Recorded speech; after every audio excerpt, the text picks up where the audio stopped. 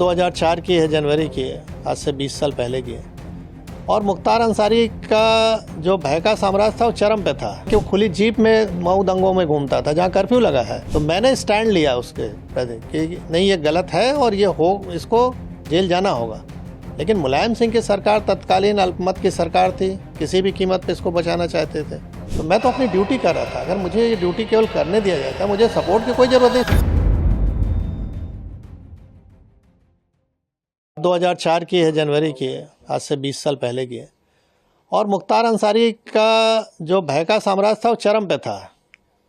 और सरकार द्वारा जब समर्थन ऐसे माफियाओं को हो जाए तो आप समझ सकते हैं। मैंने अभी आपसे कहा कि वो खुली जीप में मऊ दंगों में घूमता था जहाँ कर्फ्यू लगा है। किसी की हिम्मत नहीं हुई उसके प्रति कुछ बोल दे, कार्रवाई की तो छोड़ दीजिए। और उस समय मैंने लाइट मशीन गन रिकवर की। आज तक उत्तर प्रदेश में केवल एक ही रिकवरी है, न उसके पहले कभी हुई, न 20 साल हो गया अब तक हुई है। और उसमें पोटा भी लगाया क्योंकि पोटा एग्जिस्ट करता था। तो मैंने स्टैंड लिया उसके प्रति कि नहीं, ये गलत है और इसको जेल जाना होगा।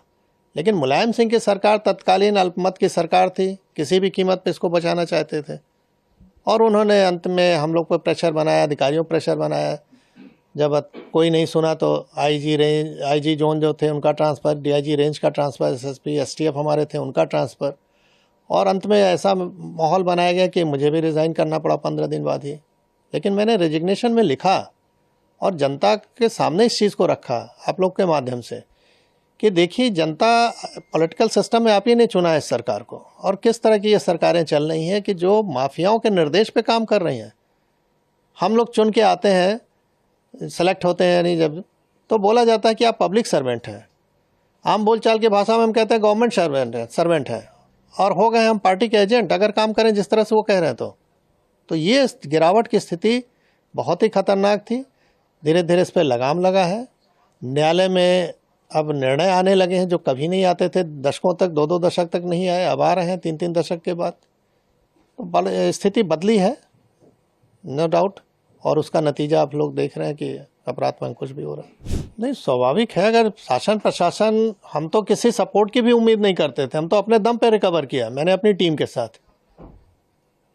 तो हमको सपोर्ट की ज़रूरत नहीं है। हमको तो ड्यूटी है मेरी, हम कोई मेहरबानी नहीं कर रहे थे किसी पे।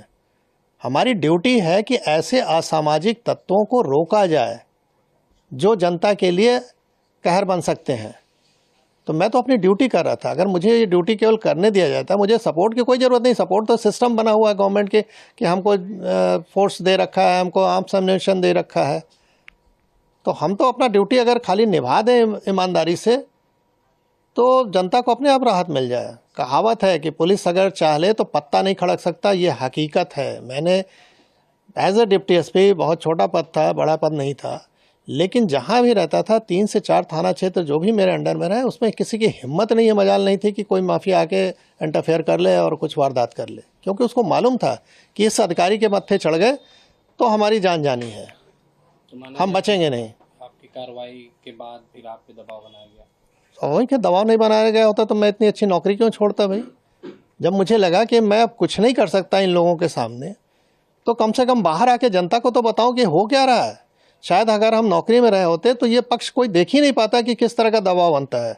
तो आज मैं जीता जागता उदाहरण हूँ कि इस तरह की सरकार अगर रहे चले तो कैसे आप जनता को रिलीफ पहुँचाओगे। अगर सरकार सही नहीं चले तो अधिकारी काम नहीं कर सकता है। तो मैं बाहर आके इस चीज़ को रखा, जान जोखिम पर अपने डाला, परिवार की जान जोखिम में डाला।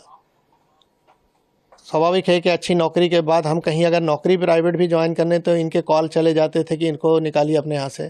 किराए का मकान नहीं मिलता था, रात में सामान कहीं लेके रख दिया तो सवेरे वहाँ से खाली करना पड़ता था। तो ये सब चीज़ें देखी, लेकिन अब उस पर ज़्यादा नहीं बोलना है। हाँ, ये है कि जो जैसा करता है वैसा उसको भोगना पड़ता है। ऊपर वाले के यहाँ देर है, अंधेर नहीं है। 20 साल का समय लगा, लेकिन वो अपनी मौत मरा। जो डर दूसरों पे कायम किया था वो डर उस पर हावी हो गया और अंत में हार्ट अटैक से उसकी मृत्यु हुई।